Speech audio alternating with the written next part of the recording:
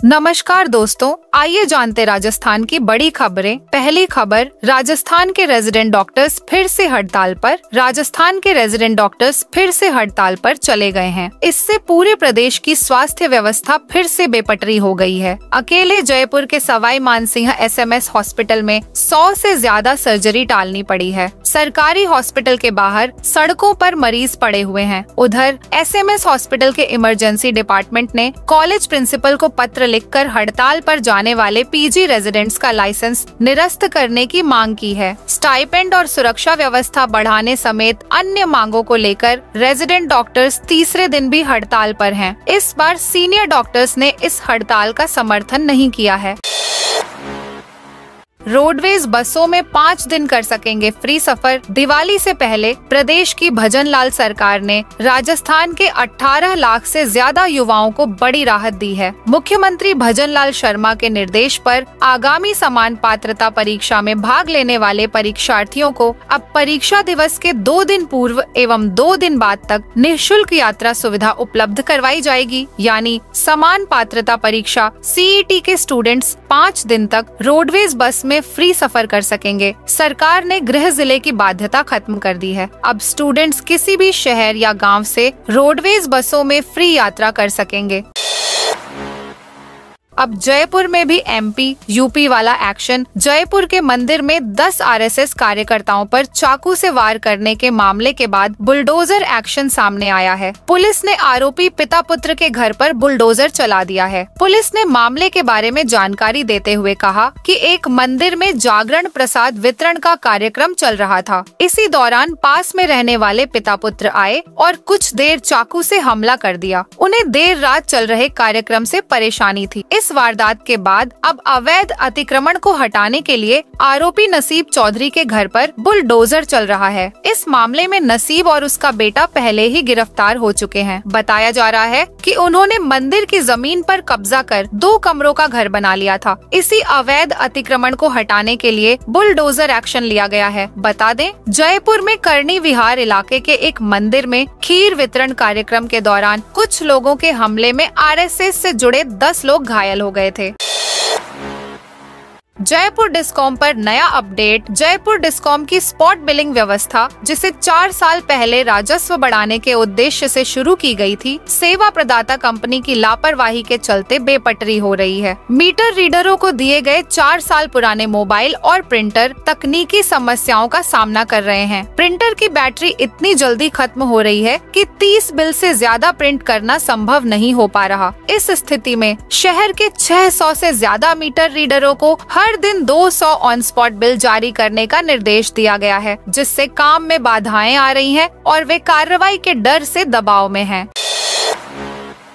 होने वाला है बड़ा हमला, 1 से 19 नवंबर तक ना करें। एयर इंडिया में ट्रैवल। भारतीय विमानों को इन दिनों लगातार बम की धमकी मिल रही है। हालांकि अभी तक ये धमकियां सिर्फ अफवाह ही साबित हुई हैं। अब खालिस्तानी आतंकी गुरपतवंत सिंह पन्नू ने एयर इंडिया के विमानों को उड़ाने की धमकी दी है। उन्होंने कहा कि सिख नरसंहार की 40वीं बरसी पर एयर इंडिया के विमानों पर हमला हो सकता है। आतंकी पन्नू ने वीडियो संदेश जारी करते करते हुए धमकी दी कि 1 नवंबर से 19 नवंबर तक एयर इंडिया के विमानों में यात्रा न करें।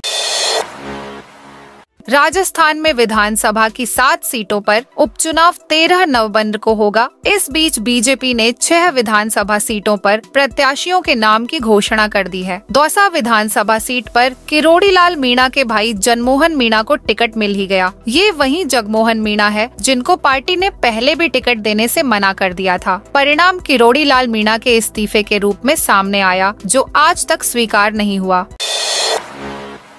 सोना और चांदी आज यानी 21 अक्टूबर को अपने ऑल टाइम हाई पर पहुंच गए हैं। India Boolean and jewellers association के आंकड़ों के अनुसार 10 ग्राम 24 कैरेट सोने का भाव 558 रुपए बढ़कर 77,968 रुपए पर पहुंच गया। इससे एक दिन पहले इसके दाम 77,410 रुपए प्रति 10 ग्राम थे। वहीं चांदी की कीमत में 4,884 रुपए की तेजी रही और यह 97,167 रुपए प्रति किलो के भाव से बिक रही है। 50,000 से अधिक के लेन देन पर रहेगी पैनी नजर। विधानसभा उपचुनाव को लेकर चुनाव आयोग सख्त हो गया है। आचार संहिता लगने के बाद 50,000 से अधिक के हर कैश ट्रांजैक्शन पर नजर रखनी शुरू कर दी है। अगर कोई व्यक्ति 50,000 से अधिक कैश ले जा रहा है तो उसे साक्ष्य दस्तावेज रखना जरूरी होंगे, अन्यथा उसकी मुश्किल बढ़ सकती है। 5 दिन मंडी में रहेगा नीलामी अवकाश। छबड़ा कृषि उपज मंडी में मंगलवार से कृषि जिन्स से भरी हुई ट्रैक्टर ट्रॉलियों को रात्रि 9 बजे से दूसरे दिन सुबह 10 बजे तक प्रवेश दिया जाएगा। वहीं 29 अक्टूबर से 3 नवंबर तक नीलामी अवकाश रहेगा। ग्रेन मर्चेंट एसोसिएशन अध्यक्ष किशन कालरा के अनुसार मंडी में माल की आवक अधिक होने के कारण दिन में किसानों के ट्रैक्टर ट्रॉली मंडी में प्रवेश करने के कारण तथा तुल चुके खाली ट्रैक्टर ट्रॉलियों बाहर निकलने के दौरान दिन भर मंडी में जाम लगा रहता है। इससे भारी अव्यवस्था होती है। इसलिए मंगलवार से कृषि जिन्स से भरे हुए ट्रैक्टर ट्रॉली को मंडी में रात्रि 9 बजे से दूसरे दिन सुबह 10 बजे तक प्रवेश दिया जाएगा। अर्थात प्रतिदिन सुबह 10 बजे से रात्रि 9 बजे तक मंडी प्रांगण में किसानों के माल का प्रवेश बंद रहेगा। यह व्यवस्था आगामी सूचना तक जारी रहेगी।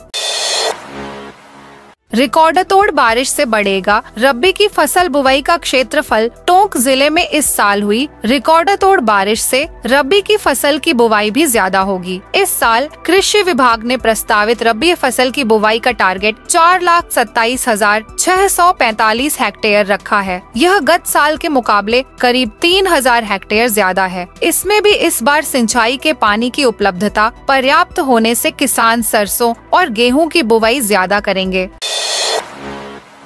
राजस्थान के शिक्षा मंत्री मदन दिलावर 6 साल पुराने केस में बरी। राजस्थान के शिक्षा मंत्री मदन दिलावर को 6 साल पुराने एक मामले में कोर्ट ने बरी कर दिया है। उनके खिलाफ 2018 में रामगंज मंडी थाने में एक शिकायत दर्ज कराई गई थी। आरोप लगाया गया था कि उनकी रैली में बजाए गए एक गीत से धार्मिक भावनाएं आहत हुई थीं।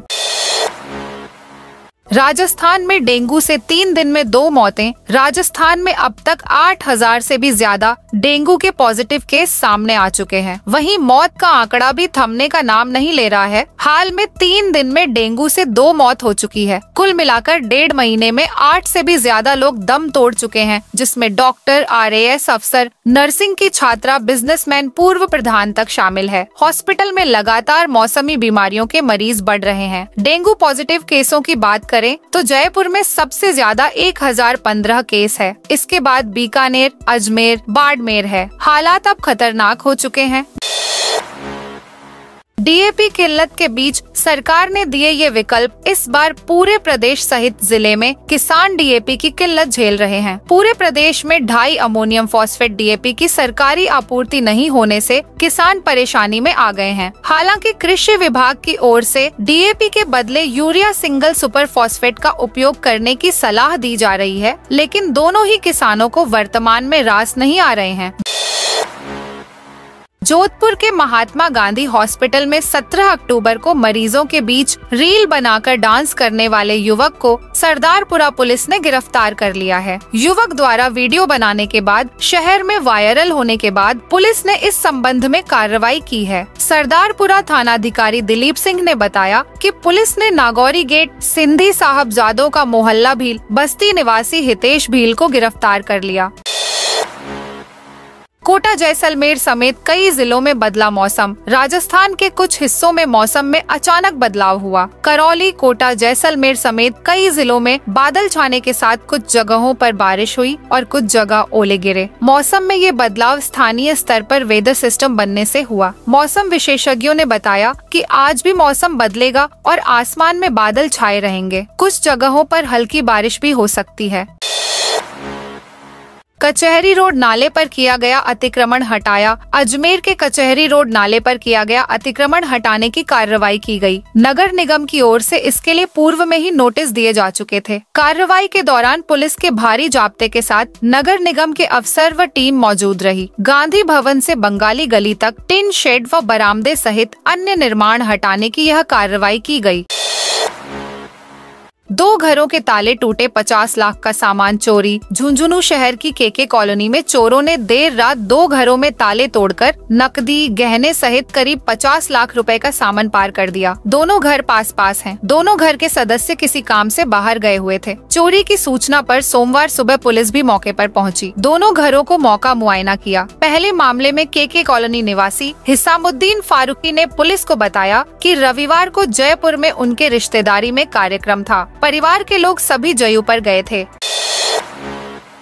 24 अक्टूबर को ओडिशा के तटों से टकराएगा साइक्लोन दाना। अंडमान सागर से उठा चक्रवाती तूफान दाना 23 अक्टूबर तक बंगाल की खाड़ी पहुंच जाएगा। 24 अक्टूबर को यह ओडिशा पश्चिम बंगाल के तट से टकराएगा। मौसम विभाग ने साइक्लोन के लैंडफॉल की जानकारी नहीं दी है। अनुमान है कि यह पुरी से टकरा सकता है। तूफान का दाना नाम सऊदी अरब ने दिया है। दाना का मतलब उदारता होता है। मौसम विभाग के अधिकारियों ने बताया कि 23 अक्टूबर से ओडिशा पश्चिम बंगाल के तटों पर हवा की रफ्तार 60 किलोमीटर तक पहुंचने का अनुमान है, जो 24 अक्टूबर की रात से 25 अक्टूबर की सुबह तक बढ़कर 120 किलोमीटर हो जाएगी।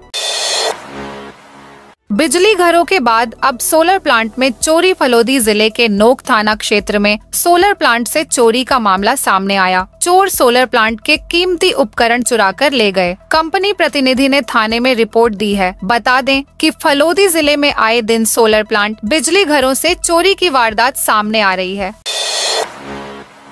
कांग्रेस विधायक बोले, मेरा रिकॉर्ड मत खराब कर देना। पूर्व मंत्री अशोक चांदना ने कहा, पार्टी ने जहां जिम्मेदारी दी है मैंने वहां चुनाव जितवाए हैं। 12 चुनावों में बीजेपी को हराया है। ये मेरा रिकॉर्ड मत खराब कर देना। चांदना ने कहा कि कांग्रेस सरकार में जनता का बिजली बिल 0 आता था। अभी बिजली का बिल करंट मार रहा है। इस उपचुनाव में आपने इनको अभी करंट दे दिया तो हो सकता है फिर से बिल 0 आने लगे। अगर 0 बिजली बिल लाना है तो इनको करंट देना पड़ेगा। अशोक चांदना को कांग्रेस ने उपचुनाव में सलूम्बर विधानसभा का सीनियर ऑब्जर्वर बनाया है। इसी के चलते वे रविवार को क्षेत्र के ब्लॉक कांग्रेस कार्यालय में पहुंचे थे। यह थी आज राजस्थान की बड़ी खबरें। आपने अभी तक इस वीडियो को लाइक नहीं किया तो फटाफट से कर दीजिए।